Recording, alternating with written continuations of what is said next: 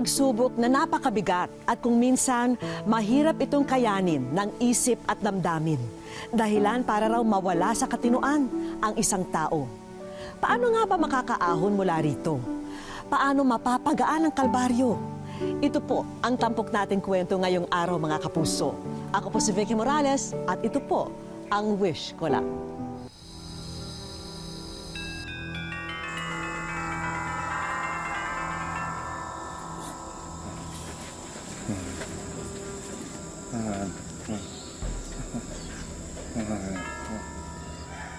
Mahahanap mo sila. Pero hindi ngayon.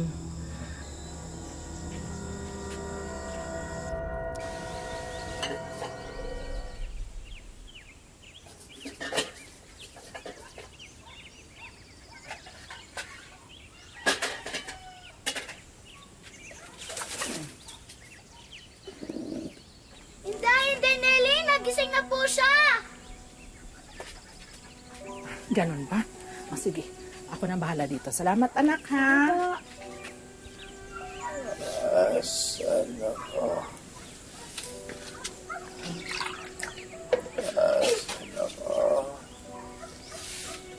Ito, uminom ka. Dahan-dahan lang, huwag mong biglain. Ilang araw kang nakaratay, kaya nanunuyo ng lalamunan mo. Sabi ko sa'yo, huwag mong madaliin. Ang lahat ng bagay, babalik sa katinuan. Kapag hindi mo minadali, may oras ang lahat ng bagay sa ilalim ng langit. Sino kayo? Ako si Inday Nelly Delis.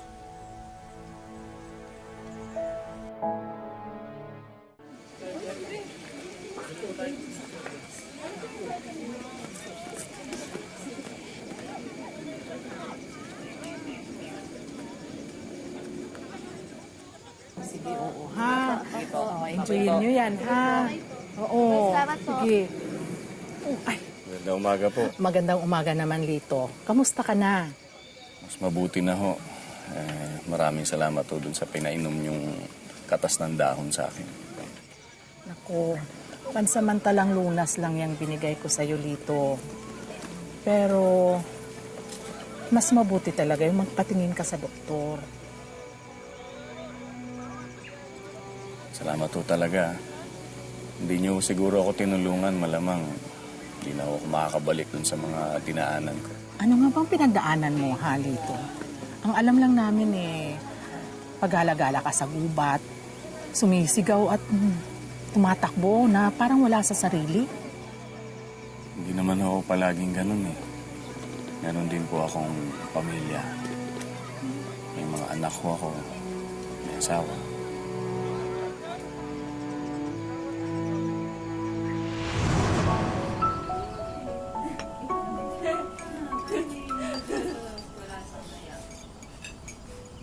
Oh, ako na lang pala kulang dito ah. Hindi na pa po ako gising. Talaga? Uy, mahal, may nakakalimutan ka. Ay, syempre naman sila. Oy, teka, yung mga baon nyo ha, naka-ready na. Oh, ito na pala eh. Salamat na. Salamat, Nay. Ito ha, lagay ko na sa mga bag ninyo ha. Sige, mahal ha. Ingat ka, oy. Huwag kang magpapapawis. Yung likod mo ha. Punasan mo yan. Ay, ingat po kayo, Tay. Salamat. Sige, ingat, mahal. Oh, pare. Dahan-dahan pa. Baka Bilisan mamaya mo mabasag yan. eh. Uwi na ako Bayad eh. pa tayo. Bilisan mo na para makabiyahe na tayo. Uwi na ako eh. Ikaw talaga. Para kay Maring Elsie. Saka mga bata. Hindi nga, madali ka. Oo naman. Ikaw kasi dapat mag-asawa ka na. Alam mo, iba yung may pamilya naghihintay sa'yo. Pag nakahanap ako ng kagaya ni Maring Elsie, Sorry, Brad. Nag-iisa lang yung kumari mo. tama na yan, pare. Para makalanggan na tayo. Oo nga, hindi ka na. Ito, huli na lang to. Oh, sige na, doon ka na sa harap. Dito na ako pwesto sa likod. Ingat ka, pare, ha? Oo, sige.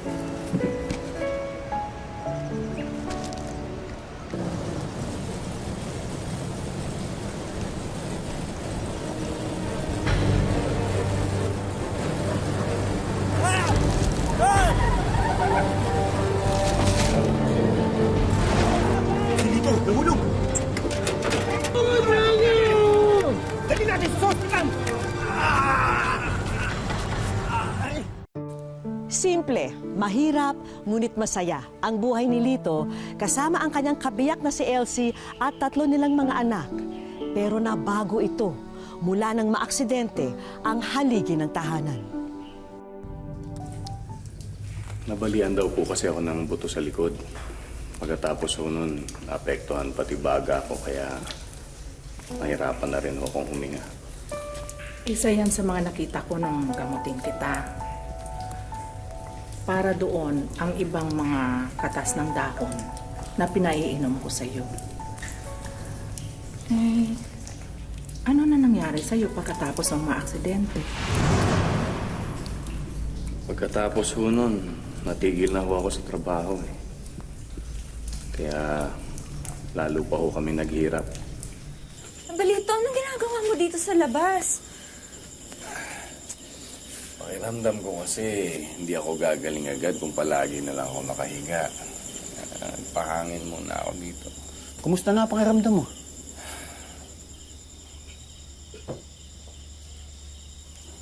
Salamat pare ha, nadalaw ka ulit. Okay, Mano po, Nay? Mano po, Tito? Kaya nga pala ako napadaan dito para sabihin sa'yo na wala pa rin linaw yung pinangakong tulong ni Mr. Enriquez. Wala pa rin. Ba naman yung boss mo? Ilang linggo na itong na-aksidente. Ngayon wala pa rin. Juan, dali mo to sa loob mo. Bigay ng Tita Mario mo. Pare, tulungan na kita. Ano na dito? Alam mo, Mare, mas mabuti siguro sumama ka sa akin doon para mas mapabilis yung proseso. Ay, oo nga pare. Alam mo, tama yan. Di ba, Lito? Puntahan natin. Nay, iiwan niyo po kami? Ay, naku, hindi, anak. Eh, syempre, aalis ako kapag nasa eskwelahan na kayo. Nay, hindi pa nakakapasok si Jane. Okay lang yun anak, nandito naman ako eh. Ako nang mag-aalaga sa kapatid. Tsaka isa pa, pare. Kaya ako napunta dito. Namimiss ko yung luto ni Kumare, yung sinigang. Ay, naku, pare. Pasensya ka na. Wala kaming ulam ngayon eh. Mangutang pa nga ako ng delata sa kapitbahay. Ay, huwag ka nang mangutang. May dala ko dyan. Pare, nakakaya naman. Ay, hindi. Para sa inyo talaga yun. Oh, kunin mo yung delata. Bigay ng Tito Mario mo yun. Ha? O, sige. Salamat pare. Ibang klase ka talagang kaibigan. Wala yun.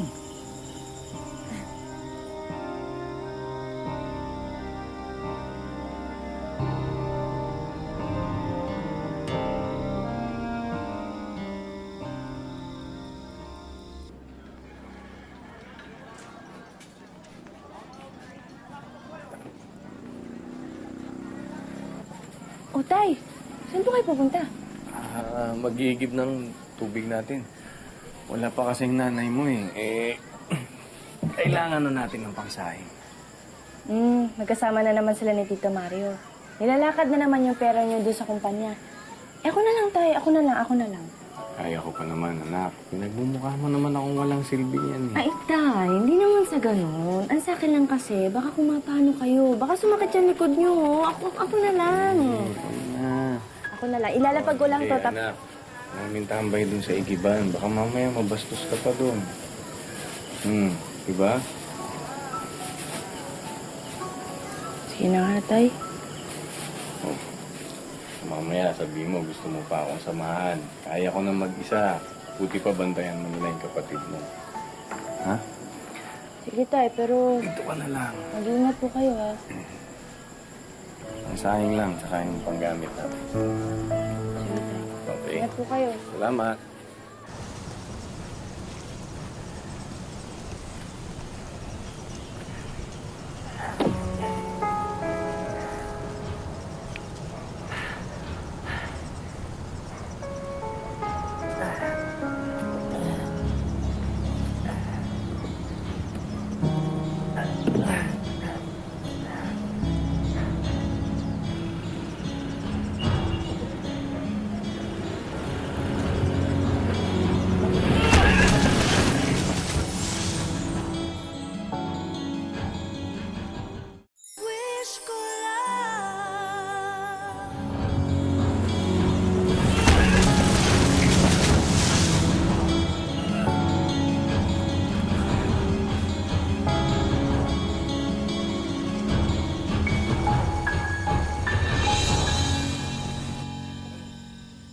Aba naman, di ba yung pumasok sa kokote mo?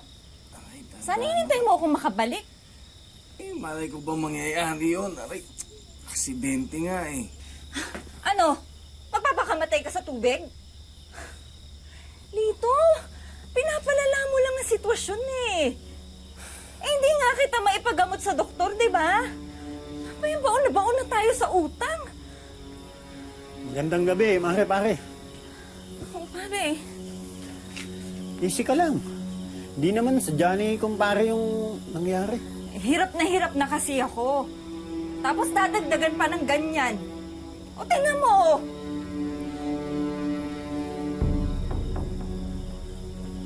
Ay, John. Dali mo na nga sa loob ng tatay mo.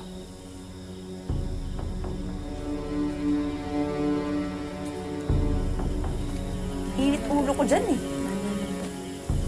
Kalma ka lang. Nakakapikon. Hindi nag-iisip. Gamitin ng utak.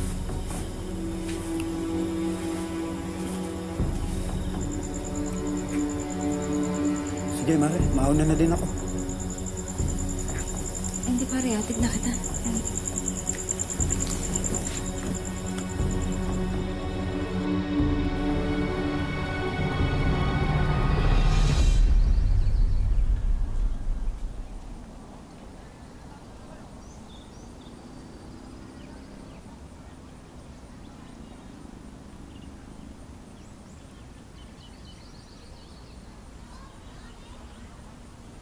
Hoy, hanggang kailan ba yung sakit mo?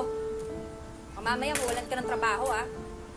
Doon na nagsimula ang pagbabago ni Elsie sa akin. Naging mainitin ang ulo niya. Pati ang mga bata palagi niyang pinagagalitan. Hindi ka nga dito! Ano ka nga, ha? Akala mo pinupulot pang tinapay na yan? Tama na! Ramdam ko na hindi na niya ako mahal. Dahil sa kanyang kapansanan, lalong naghirap ang pamilya ni Lito. Nakadagdag pa rito ang kutob niya na baka may namumuong relasyon ang kanyang misis sa kaibigan niyang si Mario. Hanggang isang umaga, magigising si Lito na wala na ang kanyang mag-anak.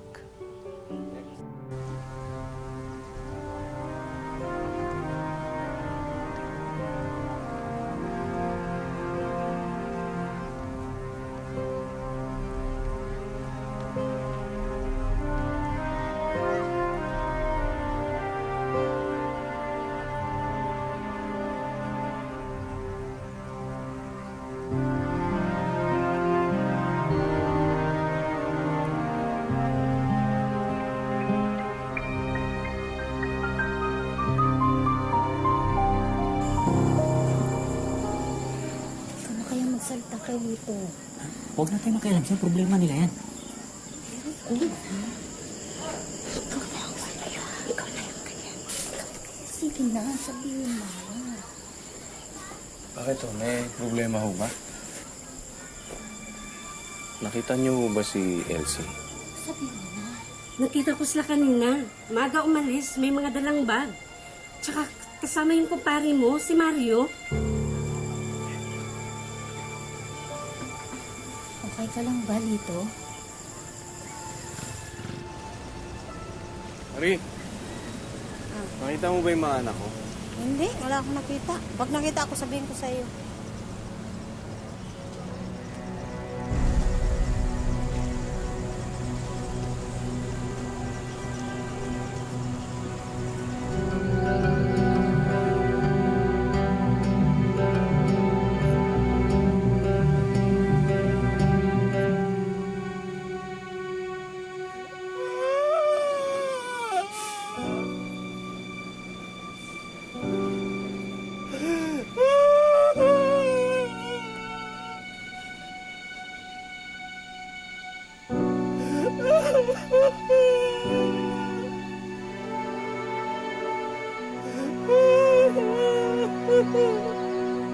Tuwan niyo ako! Hinahanap ko ang anak ko! Tuwan! Jay! Josie! Tuwan! Tuwan! Ang tatay ko! At doon ka na natagpuan ng mga tao ko. Alam ko ang pakiramdam ng naghahanap ng bagay na parang imposibleng mahanap.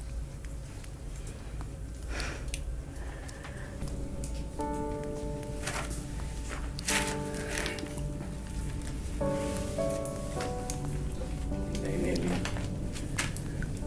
Utang ko po sa inyo ang buhay ko, Inday Nelly. Pero kailangan ko na rin pong hanapin ang mga anak ko. Maraming salamat po sa lahat.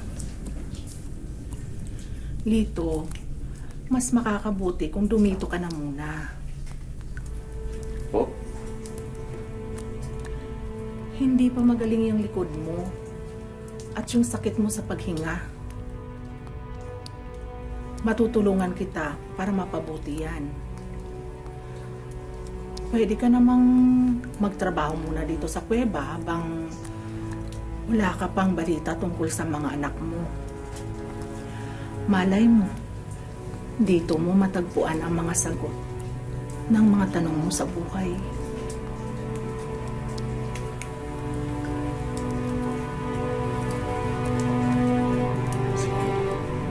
Maraming salamat. Salamat ho ah. Maraming salamat. Sana ho nagustuhan nyo yung paglilibot sa kuweba na mystical cave ni Inday Nelly Deles. Salamat po. Thank you so much. Salamat. Ay, sir, papicture. Sige. Ayan. Isa pa po. Smile. Ayan. Okay po. Sir, ito na po yung bag. Ay, salamat po. Atid ko na ako kayo. Salamat po. Sige po. Sige o. Salamat. Salamat o. Hi, are you the tour guide here? Yes. Let's go. Sige po, iwan ko muna kayo. Mang Lito, kayo nga. Classmate ho ako ni Joanne. Classmate ka ni John? Yung anak ko? Nasaan na siya ngayon? Nasa Maynila. Galing po sila sa Bicol. Hinahanap nga po nila kayo eh.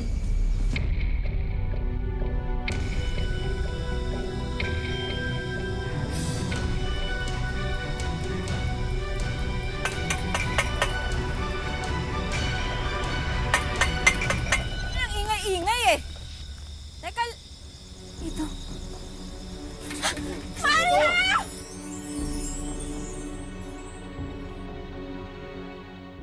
Wish ko lang. Maria!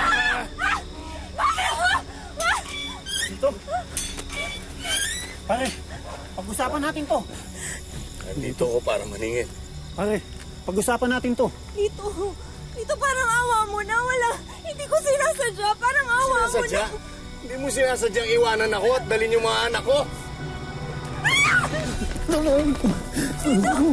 Dito, ano ba? Dito parang awa mo na. Ano ba? Ano bang nangyayari sa'yo? Tay? Tay, mana. Tay, patawarin niyo po kami. Hindi namin gustong iwan kayo, Tay.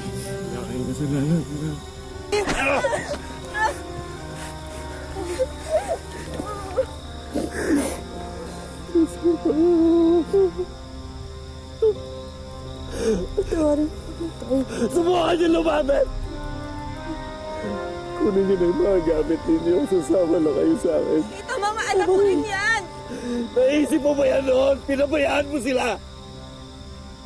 Iniwanan mo ang mga anak ko! Iniwanan mo ako! At may mga testigo ko nakakita sa inyo. Nangaliwa ka! Subukan mong huwag ibigay ang mga anak ko. Itidimanda ko kayo. Pakukulong ko kayo. Alam niyo ba yan? Sige na, man. Kunin niyo na yung mga gamit ninyo. Dali. Salamat ho. Salamat. Babalik kayo ha. Salamat. Tay, ang laki ng bigay Uy. sa akin, no? Talaga? Oh, ayan, tabi mo yan ha. May pambaong ka na sa school ha. Nako, mukhang paborito na ng mga turista ang mga anak mo. Oo nga. Ako naman sa sumunod na turista, ah. Oo. Tay, akala ko po talaga hindi na tayo magkikita eh. Ay, naku anak. Anak, akala ko rin nga eh. Pero alam ninyo, pag pinagkaloob ng Panginoon, pag-aadya niya yan. Tingnan nyo, napadpad ako dito. Kaya ngayon, sama-sama na tayo, di ba? Aba, wala akong duda dyan. Basta kapit lang. Huwag tayong mawawalan ng pag-asa, ha? Uy, ako ha, mamaya. Bibiling ka ka. Oo. Dahan-dahan. Saan ka pupunta? Ay, nako. Baka madulas ka dyan, ha? Dahan-dahan. Dali lang. Tay, kailan po kayo matatapos yung mga problema natin? Alam mo, sa totoo lang, hindi ko talaga alam kung kailan matatapos eh. Pero kahit na ano pang mangyari sa hirap at ginawa, sama-sama tayo ng mga kapatid mo. Hindi ko kayo pababayaan, hindi tayo pababayaan ng Diyos. Tay.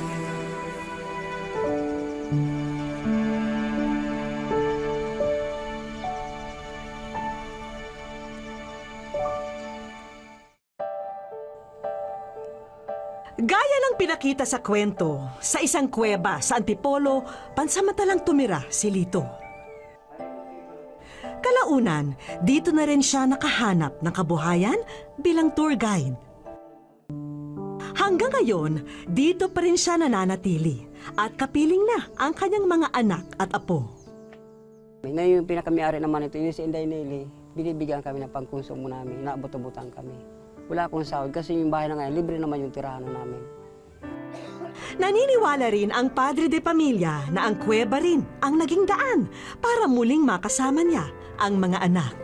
Nandiyan ang mga santo na nilalapitan ko, humingi ako ng tulong. Diyan ako nagbuwi sa loob. Gayunpaman, batid ni Lito na nagsisimula pa lamang ang bagong kabanata ng kanilang buhay. At malaki ang responsibilidad na pasa ng kanyang mga balikat. Hanap buhay, yun ang gusto ko, yung mapagkakitaan, magkatulang pagtinatinda. Kaya gusto ko ipagpatuloy uli yung sa pagtitinda. Ngunit sa dami raw ng kanyang pinagdaanan, ngayon pa ba siya susuko? Maliban kasi sa nagkakaedad na si Lito, balaki din sa kanya ang iniindang asma. Kasi hindi ko na kayang tutusan. Gawa ng pati sa sarili, ako yung nagagamot din. Hanggang sa makakaya ko, aalalayan ko sila. Sana maaari makapag-college pa sila.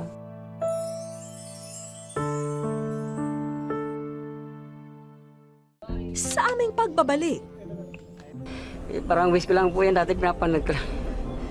Ngayon na nakita ko. Salamat.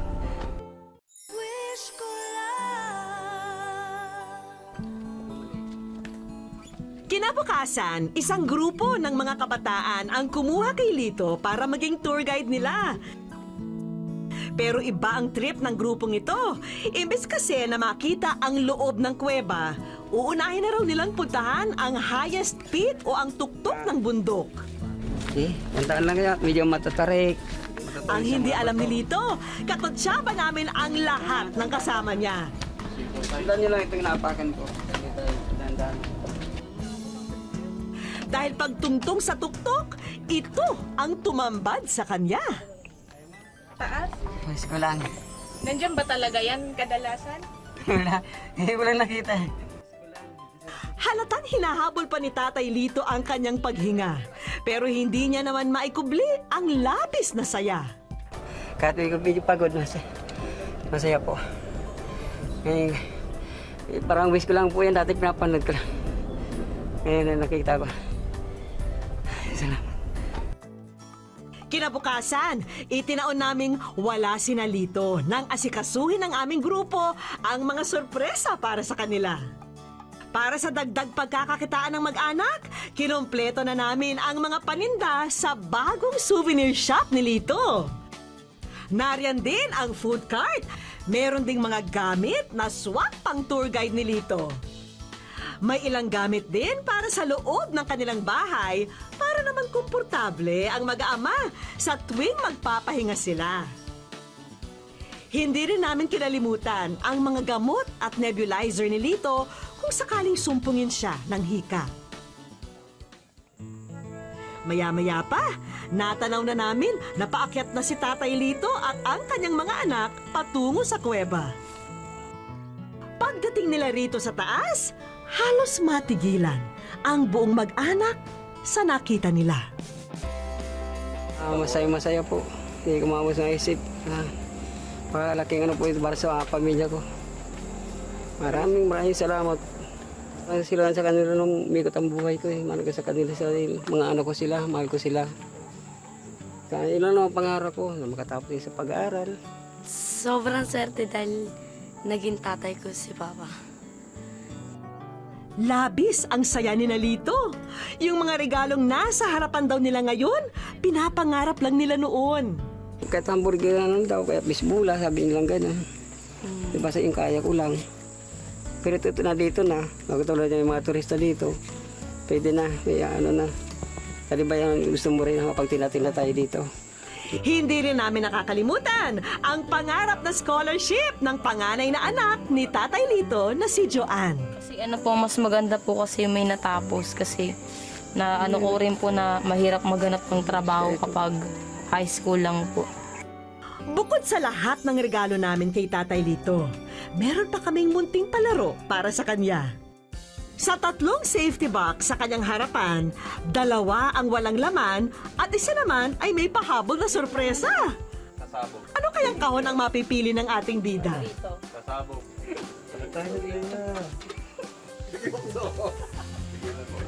Grabe! Maraming salamat po, Ma'am Vicky. Sa ano po ninyo, maraming salamat po. Kaya pa ba? Wala nang atrasan to ha, dahil bihira lang daw ang mga ganitong pagkakataon sa buhay nila. Matagal ko ng pangarap na may pasal itong mga anak ko sa mga ganitong pasyalan. Kasi doon naman, ibang tao ang pinapasal ko. Sa ngayon, mga anak ko naman ipapasal ko.